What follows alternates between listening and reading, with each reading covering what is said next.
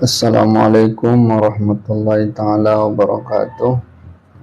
Alhamdulillah, alhamdulillahilladzi arsala rasulahu bil huda wa dinil haqq liyudhhirahu 'alad dini kullih wa kafa billahi syahida.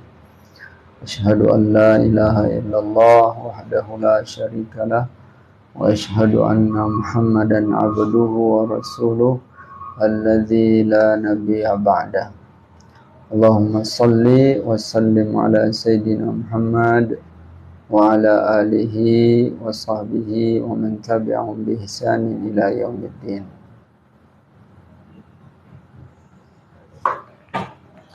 Kawan-kawan yang dirahmati Allah Subhanahu wa taala. Alhamdulillah, segala puji bagi Allah Subhanahu wa taala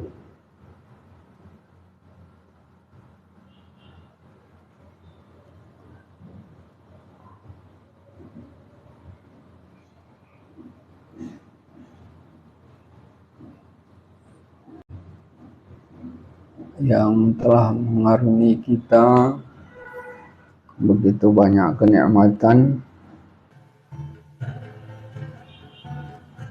Assalamualaikum warahmatullahi wabarakatuh.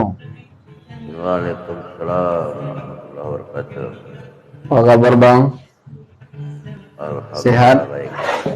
Sehat. Musik ini Apa Bang?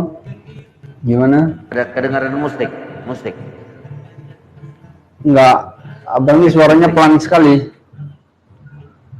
Suaranya enggak keras. Oh, pelan gitu. Iya. Suaranya pelan. Cek satu. Kalau ini cek Masih pelan Bang, masih satu. pelan. Suaranya Cek, pelan sekali. cek. Wow, mana kesalahannya? Udah mantap. Gak bisa lah itu. Ya. Lagi mau bahas tentang apa Bang? Ini saya lagi pingin membahas ya, kenapa saya live ini. Saya 2 hari yang lalu saya kesal sekali, sepertinya RT 16 ini ya semakin blingsatan gitu ya. Jadi ya memang sehari-hari mereka terus menghujat, tapi kayaknya intensitasnya ini semakin parah gitu ya. Semakin nggak bisa mengontrol diri lagi di dalam mau menjelek-jelekkan, memfitnah Islamnya. Jadi mereka sengaja mencari hadis-hadis, mereka kumpul ya. Itu pun mereka kutip dari buku-buku yang karangan-karangan orientalis ya. Jadi orientalis ini menjadi rujukan mereka gitu. Jadi hadis-hadis yang mereka kutip itu ya, dan isunya yang mereka serang itu aja sebenarnya, tentang Rasulullah menikahi Aisyah usia 6 tahun itu aja. Padahal mereka kalau ingin meneliti lebih dalam ya tentang bagaimana Rasulullah, kenapa Allah takdirkan, Allah memilihkan Aisyah untuk dinikahi, itu mereka akan sangat mendapat pencerahan ya, dan mendapatkan ilmu yang banyak.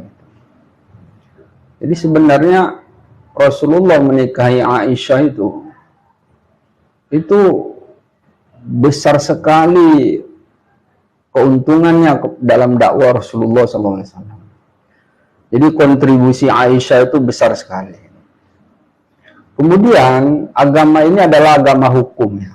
Agama hukum yang semuanya sangat jelas di dalam hukum. Jadi ya batasan-batasannya ini pun harus umat ini memang harus jelas dia. Ya, mana batas batas bawah, batas atas, Itu yang namanya hukum gitu. Beda dengan agama tetangga kita sebelah ini ya, RT 16 ini. Mereka ini kan agama yang nggak ada aturan gitu. Agamanya yang nggak ngatur apa-apa gitu. Jadi sebenarnya mau ngapain di dalam, Bang? Kita kan di dalam tuh ingin bimbingan, satu aturan yang menuntun kita untuk melakukan apa-apa yang boleh dan apa yang tidak boleh di dunia. Ini semua disirnakan, dimusnahkan. Sehingga agama itu nggak ngatur apa-apa, nggak ada aturan. Semuanya nggak ada. Ini sangat berbeda di dalam Islam ya. Yang semua hal diatur, dari jual beli, kemudian mandi, mencuci baju pun diatur, ya. Jadi istinja, buang air kecil, buang air besar, sampai hal yang besar, ya, masalah waris, ya, masalah semuanya diatur, ya. Nah, jadi ini sangat berbeda dengan mereka. Jadi ketika Rasulullah menikahi Aisyah, ini banyak ilmu yang kita peroleh, ya. Apa ilmunya? Sehingga kita tahu ya, kenapa Rasulullah ketika menikahi Aisyah usia 6 tahun, dia baru bercampur dengan Aisyah itu usia 9 tahun. Kenapa kok nggak langsung aja bercampur gitu? Artinya bahwa batasan ya seorang wanita ya yang boleh dicampuri ya itu adalah apabila dia telah baligh ya. Baligh. Jadi baligh itu menandakan seorang itu sudah dewasa ya. Jadi usia 9 tahun itu sudah baligh. Jadi kalau wanita, kalau dia sudah mens, ya, itu artinya dia sudah dewasa dan dia sudah dikhitab, diwajibkan untuk melakukan perintah-perintah Allah Subhanahu wa taala. Udah harus melakukan kewajiban apa yang disyariatkan di dalam Islam. Ya. Jadi itu ukuran. Ya. Jadi usia 9 tahun itu memang karena saya dulu pernah di Arab, itu orang Arab itu rata-rata usia 9-10 tahun itu sudah baligh wanitanya ya. Wanitanya itu. Ya. Kemudian yang kedua, jadi sehingga kita tahu ya batasan hukum. Kemudian Rasulullah di dalam menikahi ini ya, kita lihat dari usia-usia istri Rasulullah itu semuanya ada yang parameter seperti Aisyah ya. Kemudian dia rentangnya sampai 20, 20, 30, 30, 40, 50. Sehingga hukum-hukum yang berkaitan dengan wanita ya itu begitu terjelaskan, tercerahkan ya. Kemudian Rasulullah Shallallahu Alaihi Wasallam di dalam menjelaskan hukum-hukum terhadap wanita, dia akan penuh keterbatasan karena dia tidak muhrim ya. Karena dia tidak muhrim, maka dia akan penuh keterbatasan ya. Maka dia harus harus ada wanita yang bisa menjelaskan apa yang penyampaian dia. Aisyah lah. Jadi Aisyah ini adalah yang menjelaskan apa-apa kaitan fikih yang berkenaan dengan wanita yang dari Rasulullah kemudian disampaikan melalui Aisyah. Aisyah menjelaskan kepada kalangan wanita ya. Jadi sehingga dan kemudian Aisyah ini adalah orang yang paling banyak meriwayatkan hadis. Nah, jadi kontribusi Aisyah ini ya, Aisyah ini adalah termasuk sahabiah yang paling banyak meriwayatkan hadis. Bahkan ada ribuan hadis yang diriwayatkan Aisyah radhiyallahu anha, yang utamanya berkenaan dengan hukum hakam yang wanita. Jadi yang berkaitan dengan wanita. Itu banyak diriwayatkan oleh Aisyah. Itu besar kontribusi Aisyah. Kemudian Aisyah ini adalah wanita yang sangat cerdas. Sehingga apa-apa yang dari Rasulullah SAW itu begitu komplit dia terima. Ya, dia begitu penyampaiannya kepada para wanita tentang hal-hal yang berkaitan dengan wanita. Ya. Jadi besar sekali kontribusi Aisyah radhiyallahu anha. Ya, jadi Rasulullah SAW semua apa yang dilakukannya ini itu semua ada keterkaitannya dengan hukum hakam yang berkaitan dengan syariat Islam. Ya. Dan syariat Islam maupun strategi dakwah, ya, di mana Rasulullah menikahi istrinya, ya, dari kabilah ini. Nah, sebagaimana kalau di Arab sana setiap kabilah itu, kalau kita menikahi salah satu kabilah itu kita akan menjadi bagian dari keluarganya, keluarga kabilah itu, bagian dari kabilah itu. Begitulah Rasulullah ketika menikahi Maimunah, itu dia menjadi bagian daripada kabilah itu, sehingga orang-orang kabilah itu menerima Islam. Ya. Nah, jadi Rasulullah SAW dalam segala tindak tanduknya itu berkaitan dengan dakwah Islam. Ya. Dan hasilnya bisa kita lihat bagaimana keberhasilan dakwah baginda Rasulullah Muhammad SAW. Jadi sangat naif seorang yang hanya melihat kulit, kemudian memframing kemana-mana, ya. Sesungguhnya kalau dia memang ingin lebih objektif, dia harus lebih mengkaji lebih dalam, ya, hal-hal yang mungkin dia rasa janggal atau apa, ya dia kaji. Kenapa ini Nabi Muhammad ini menikahi Aisyah usia 6 tahun, kemudian baru dicampur usia 9 tahun? Coba dikaji. Nah, maka dia lihat dari segi kontribusi, dari segi bagaimana hal-hal untuk yang berkaitan dengan hukum, ya. Jadi kemudian bagaimana dalam tujuan kesuksesan dakwah ini dia teliti. Nah, jadi semua yang berkaitan dengan apa yang dilakukan Rasulullah SAW itu kaitannya adalah bagaimana dengan supaya umat ini masuk Islamnya. Jadi bagaimana supaya dakwah ini sukses.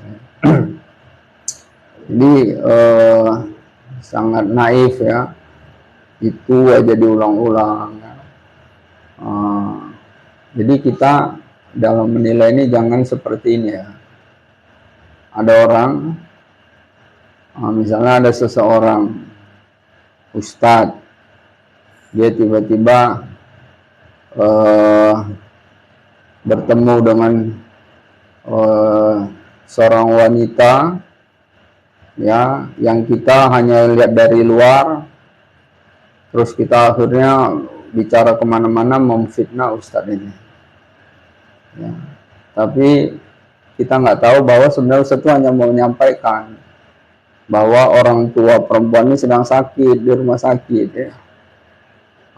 Jadi artinya bahwa apabila ya ayyuhalladzina amanu in ja'akum fasikum binaba'in fatabayyan. Ya, kalau apabila datang berita dari orang-orang fasik, maka fatabayyan. Artinya kita itu, ya, akan mendapatkan ilmu kalau kita memang benar-benar meneliti dari segala segi, ya. Jadi jangan belum apa-apa kita ngomong kemana-mana, bahkan kita mencari hadis-hadis yang mungkin agak-agak ini akan mengaibkan Islam. Islam ini nggak ada pengaruh. Mau kau aibkan dimanapun, Islam itu pasti akan jaya. Karena itu udah janji Allah Subhanahu Wa Taala. Jadi berusaha keras pun kamu untuk membendungnya, ya, sampai kamu termampus-mampus kamu untuk membendung, ya, keberhasilan dakwah Islam ini, ya, kejayaan Islam ini itu nggak bisa, ya. Ya, bahkan orang Islam sendiri juga nggak bisa, karena itu udah takdir Allah Subhanahu Wa Taala yang udah Allah janjikan, yang Allah udah telah tuliskan dalam surah Al-Fath, ya, dalam surah Idza Jaa Nasrullahi, surah An-Nasr, ya, bukan surah Al-Fath, surah An-Nasr.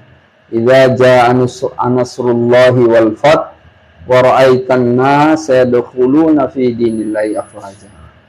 Ya, apabila telah datang, kata Allah, apa yang telah datang itu pertolongan Allah dan kemenangan. Wa ra'aitan nas, engkau akan lihat manusia itu ya wa ra'aitan nas yadkhuluna fi dinillahi afwaja. Mereka memasuki pada agama Allah itu berbondong-bondong, ya. Jadi itu nggak bisa kamu bendung, ya, nggak bisa. Mau kamu berusaha mengaibkan Islam, ya, sampai kamu berdarah-darah untuk mengaibkan Islam supaya orang tidak akan masuk Islam, nggak bisa. Karena itu sudah hal yang Allah takdirkan, ya, bahwa Islam itu pasti akan mengalami kejayaan. Ya, kita lihat saat ini berbondong-bondong orang yang masuk Islam, ya. Bahkan sekarang kalau kita lihat TikTok yang dakwahnya bule, jadi saya salut, ya, lebih banyak bule lagi buat live untuk berdakwah dibandingkan orang-orang Indonesia. Bule ini udah berdakwah ya semuanya. Jadi artinya bahwa dakwah Islam ini udah lebih masif, ya, lebih kencang lagi di barat gitu, ya. Ini para bule ini udah berdakwah ya semuanya. Malu kita sebenarnya. Udah mereka sekarang yang berdakwah. Jadi udah nggak terbendung lagi. Jadi kalau contoh Siki Ahmad, ya, kamu berusaha mengaifkan Islam, ya, kamu berusaha keras supaya orang ini Islam ini teraibkan, sehingga orang mungkin dia berusaha orang yang Islam juga murtad, ya. Nggak semudah itu. Cukup kamu berkaca dengan ajaran agama kamu, ya, cukup kamu berkaca, bercerminlah kamu dengan ajaran agama kamu, ya. Sedangkan kamu aja dengan ajaran kamu yang begitu titik-titik, kamu aja nggak keluar dari agama kamu, ya. Apalagi aib-aib yang kamu framing pada Islam. Kamu berharap orang Islam itu murtad. Aduh, enggak. Ya, itu kecil lah. Kecuali orang-orang Islam yang bodoh, gitu, yang murtad. Jadi yang murtad itu rata-rata karena kebodohan, karena kemiskinan, ya. Kemudian karena perkawinan. Tiga ini. Karena kebodohan. Jadi yang murtad dalam Islam itu, ya, kalau ada yang nggak senang, ya, atau yang membantah kata-kata saya, ayo kita dialog, biar kita bahas secara ilmiah, kita bahas betul gitu, nggak perlu pakai marah-marahan, kita memang teliti, ya, lebih mendalam, ya, bahwa yang murtad itu karena bodoh dalam Islam. Sekalipun dia ngaku-ngakunya anak kiai, santri, tapi baca Al-Fatihah aja belum lurus, ya. Bahkan rokaat sholat aja ada yang mengatakan berapa rokaat sholat asar, 3 rokaat gitu. Ini Islam yang taat itu, Islam yang alumni pesantren, omong kosong. Jadi karena kebodohan, ya. Kemudian yang kedua itu orang yang murtad ini yaitu karena kemiskinan. Kemudian yang ketiga karena perkawinan. Sangat berbeda dengan orang yang masuk Islam ya. Orang yang masuk Islam ini banyak orang-orang barat yang kehidupannya mapan, yang super kaya ya. Bahkan ada saya baca di Indonesia ini seorang penyumbang terbesar untuk ke RT 16 itu dia masuk Islam ya, dia masuk Islam, bahkan dia penyumbang. Dan ini adalah kehilangan RT 16 yang paling besar, karena penyumbang mereka ini malahan masuk Islam. Jadi orang yang masuk Islam ini karena kaya-kaya, karena memang sudah mapan. Kemudian yang kedua karena kepintaran ya, yang masuk Islam rata-rata ilmuwan, pintar. Kemudian yang ketiga itu ya orang-orang yang banyak terkenal rata-rata. Jadi intinya bahwa mereka karena proses yang didasari dengan pemikiran yang jernih gitu ya. Jadi bagi mereka yang suka memframing Islam dengan fitnah-fitnah ya, berharap bahwa orang Islam ini murtad atau orang-orang ini akan enggan masuk Islam ya, itu hanya angan-angan kamu aja ya. Angan-angan kamu, sebagaimana Allah katakan ya, mereka mengatakan wa qalu la yadkhulul jannah illa man kana hudan aw nasara. Dalam surah Al-Baqarah ayat 1 ya, mereka berkata tidak sekali-kali masuk surga kecuali orang Yahudi dan Nasrani, kata mereka. Jadi di Al-Quran pun dimaktubkan, berarti dari dulu mereka sudah memang ngomongnya gitu aja. Mereka udah pasti masuk surga. Kan mereka selalu mengatakan kami pasti masuk surga, kalian itu masih insya Allah ya kan.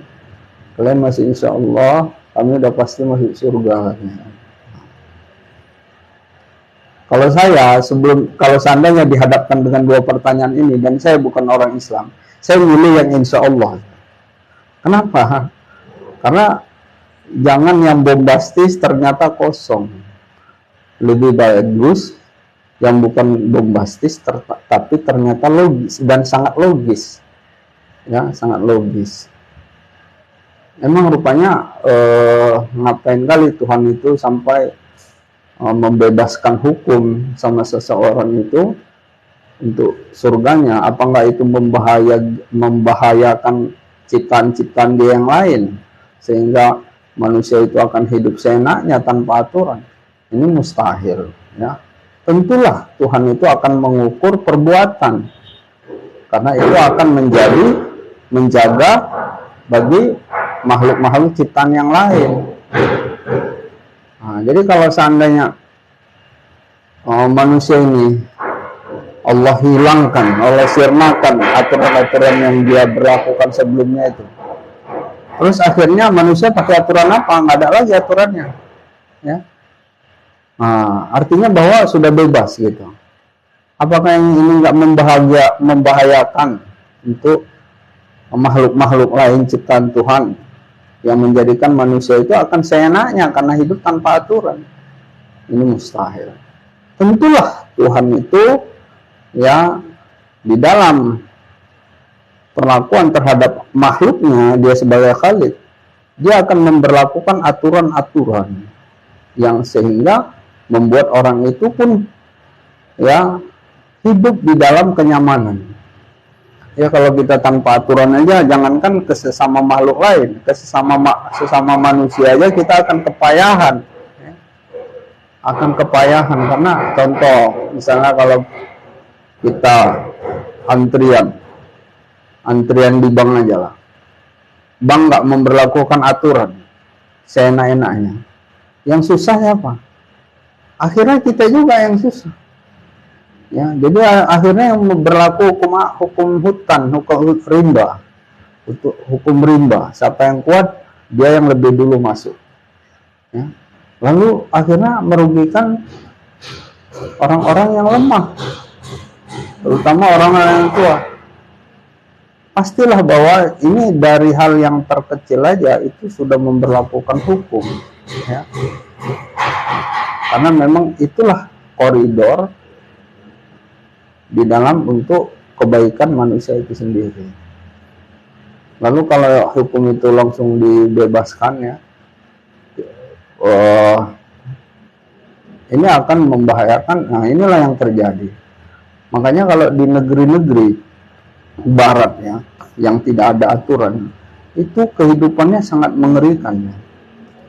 Jadi sebagai orang tua, dia akan sangat tidak nyaman karena kehidupan itu sangat membuat dia itu tersiksa secara pemikiran. Ya, bagaimanalah kehidupan bebas? Anak-anak nanti sudah bebas atau melakukan hubungan suami istri samanya. Kemudian tidak ada aturan hukum yang jelas, parameternya, kalau hukum mencuri dan sebagainya. Sehingga kita pun kadang-kadang banyak kriminalitas dan sebagainya yang akan mengancam kita. Kan? Ngeri sekali ya kehidupannya. Jadi ini berbeda di negeri-negeri Islam yang dengan aturan dari keluarganya, ya, walaupun negara itu mungkin nggak mengatur, tetapi Islam itu mengatur, sehingga mereka hidup dalam koridor Islam yang sehingga sangat teratur, sangat tertib, ya. Kalaupun ada orang-orang yang tidak menjalankan agamanya, itu oknum lah, ya, jadi oknum. Oke, kawan-kawan, kalau ada yang mau join, silakan.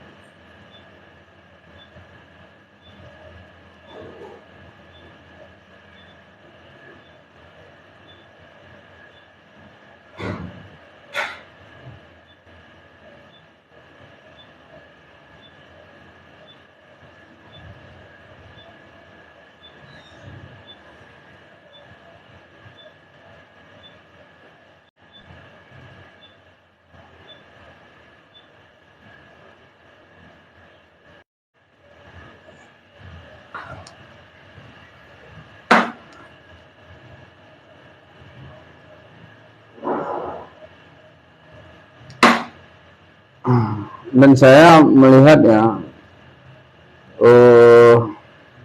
jadi seperti ini, ya. Kadang-kadang orang Islam yang sampai bertindak.